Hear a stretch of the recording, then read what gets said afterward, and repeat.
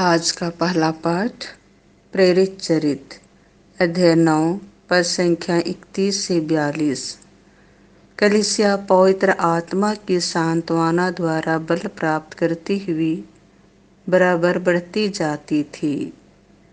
उस समय समस्त यहूदिया, गलीलिया तथा समारिया में कलीसिया को शांति मिली। उसका विकास होता जा रहा था और वह प्रभु पर श्रद्धा रखती हुई और पवित्र आत्मा की सांत्वना द्वारा बल प्राप्त करती हुई बराबर बढ़ती जाती थी। पेतरुस चारों ओर दौरा करते हुए किसी दिन लिद्दा में रहने वाली ईश्वर की प्रजा के यहाँ भी पहुँचा। वहाँ से एनियस नामक अर्धंग रोगी मिला, जो 8 वर्षों से बिस्तर पर पड़ा हुआ था। पेतरुस ने उससे कहा, एनियस, यीशु मसीह तुमको स्वस्थ करते हैं। उठो और अपना बिस्तर स्वयं ठीक करो। और वह उसी क्षण उठ खड़ा हुआ। लिद्दा और शारोन के सब निवासियों ने उसे देखा और प्रभु को स्वीकार किया। योप्पे में तबीथा नामक शिष्या रहती थी। तबीथा का यूनानी अनुवाद दोरकास है। वह बहुत अधिक परोपकारी और दानी थी। उन्हीं दिनों वह बीमार पड़ी और चल बसी। लोगों ने उसे नहलाकर अटारी पर लिटा दिया। लिद्दा योप्पे से दूर नहीं है और शिष्यों ने सुना था कि पेतरुस वहाँ है। इसलिए उन्होंने 2 आदमियों को भेजकर उससे यह अनुरोध किया कि आप तुरंत हमारे यहाँ आइएगा। पेतरुस उसी समय उनके साथ चल दिया। जब वह योप्पे पहुंचा तो लोग उसे उस अटारी पर ले गए।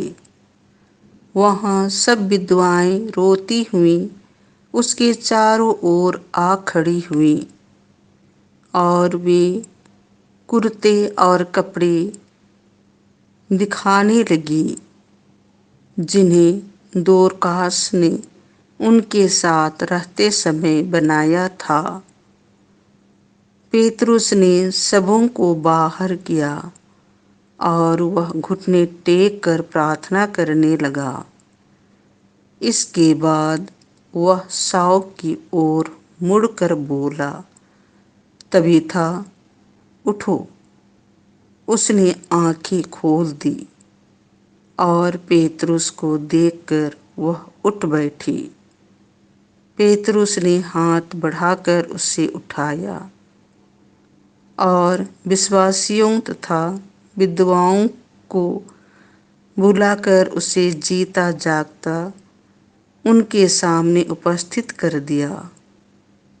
यह बात योप्पे में फैल गई और बहुत से लोगों ने प्रभु में विश्वास किया।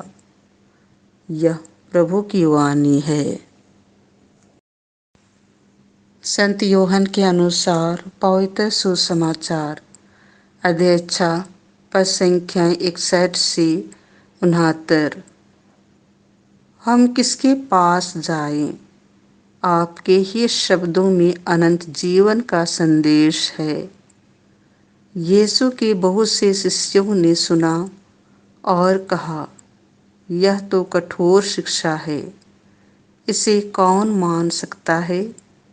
यह जानकर कि मेरे शिष्य इस पर भुनभुना रहे हैं, यीशु ने उनसे कहा, क्या तुम इसी से विचलित हो रहे हो? जब तुम मानव पुत्र को वहाँ आरोहण करते देखोगे जहाँ वह पहले था, तो क्या कहोगे? आत्मा ही जीवन प्रदान करता है। मन से कुछ लाभ नहीं होता। मैंने तुम्हें जो शिक्षा दी है वह आत्मा और जीवन है। फिर भी तुम लोगों में से अनेक विश्वास नहीं करते। यीशु तो प्रारंभ से ही यह जानते थे कि कौन विश्वास नहीं करते और कौन मेरे साथ विश्वासघात करेगा। उन्होंने कहा, इसीलिए मैंने तुम लोगों से यह कहा कि कोई मेरे पास तब तक नहीं आ सकता जब तक उसे पिता से यह वरदान न मिल जाए। इसके बाद बहुत से शिष्य अलग हो गए और उन्होंने उनका साथ छोड़ दिया।